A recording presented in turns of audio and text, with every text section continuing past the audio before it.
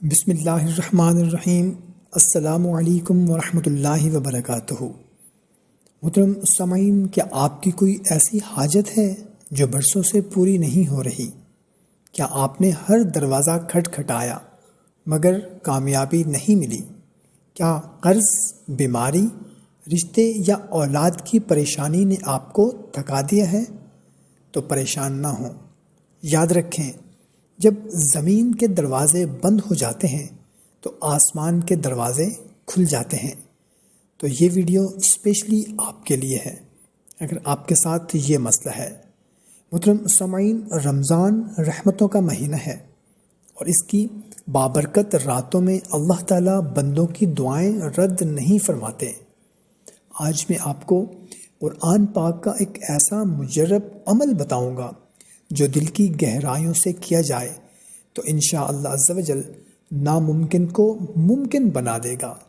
یہ وظیفہ قرآن مجید کی اس عظیم آیت پر مبنی ہے، وَإِذَا سَأَلَكَ عِبَادِي عَنِّي فَإِنِّي قَرِيبٌ أُجِيبُ دَعْوَةَ الدَّاعِ إِذَا دَعَانِ فَلْيَسْتَجِيبُوا لِي وَلْيُؤْمِنُوا بِي لَعَلَّكُمْ يَرْشُدُونَ۔ اور اے محبوب، جب تم سے میرے بندے پوچھیں تو میں نزدیک ہوں، دعا قبول کرتا ہوں پکارنے والے کی۔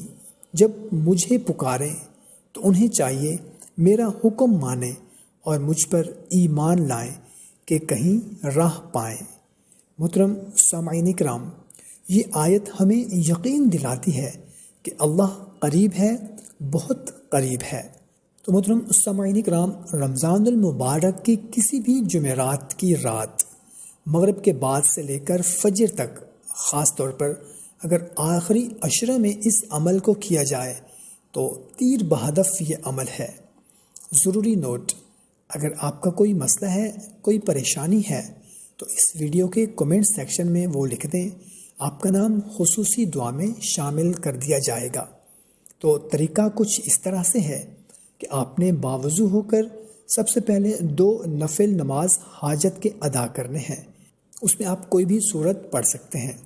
اس کے بعد آپ نے 11 مرتبہ درود ابراہیمی پڑھنا ہے اور 100 مرتبہ سورہ بقرہ کی آیت نمبر 186 جو میں نے آپ کو سنائی ہے، اس کو آپ نے 100 مرتبہ پڑھنا ہے اور 100 مرتبہ آپ نے یہ دعا پڑھنی ہے، یا حیو یا قیوم برحمتک استغیث۔ اور پھر اس کے بعد آپ نے 41 مرتبہ سورہ فاتحہ پڑھنی ہے۔ آخر میں 11 مرتبہ درود شریف پڑھ کر سجدے میں جا کر رو رو کر اپنی حاجت مانگے۔ اپنی حاجت صرف اللہ سے مانگے، مکمل یقین کے ساتھ۔ محترم سامعین کرام، آج رات اپنے رب کے سامنے ٹوٹ جائیں، اپنے آنسوؤں کو بہنے دیں، کیونکہ وہ رب جو حضرت موسیٰ علیہ السلام کے لیے سمندر چیر سکتا ہے، حضرت ابراہیم علیہ السلام کے لیے آگ کو ٹھنڈا کر سکتا ہے، وہ آپ کی مشکل بھی آسان کر سکتا ہے۔ بس یقین شرط ہے، حلال رزق کا اہتمام کریں، کسی کا حق نہ ماریں، اگر ممکن ہو تو حسب توفیق صدقہ ضرور دیں، گناہوں سے سچی توبہ کریں، اور اگر آپ چاہتے ہیں کہ اللہ تعالیٰ آپ کی حاجت پوری کرے تو ابھی کومنٹ میں لکھیں، یا اللہ میری مشکل آسان فرما، اور اس ویڈیو کو شیئر کریں تاکہ کسی اور کی بھی حاجت پوری ہو جائے۔ تو محترم سامعین، ہمیں اجازت دیں، ایک نئی ویڈیو میں پھر ملتے ہیں۔ اپنا بہت سارا خیال رکھیے گا۔ اللہ حافظ۔